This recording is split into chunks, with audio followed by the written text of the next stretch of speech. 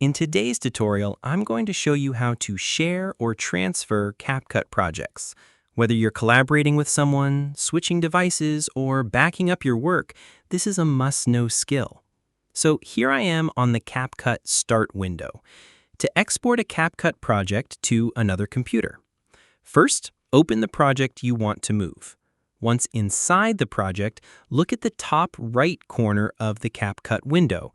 You'll find the path where your project is saved. Now open File Explorer and go to that path. If you don't see the App Data folder, make sure hidden files are visible in your settings. Inside, navigate to the CapCut folder, and within that, you'll see User Data, containing your project folders. These match the projects you see on the Start screen.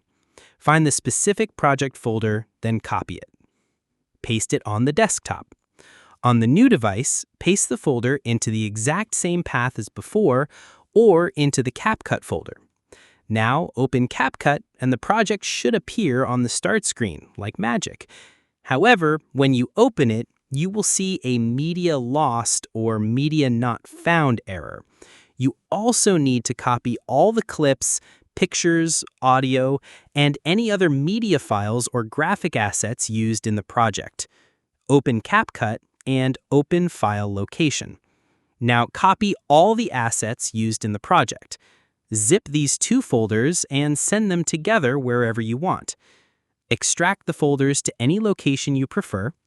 Now open the project in CapCut. If some files are missing, just click on the missing file and link it to its new location. CapCut should automatically detect the rest. And that's it. You've successfully exported and imported a CapCut project. Feel free to reach out if you encounter any issues during the process. If this video helps you out, please leave a like and subscribe. Comment below if you have any questions. If you need further assistance, consider hiring a professional using the link in this video below.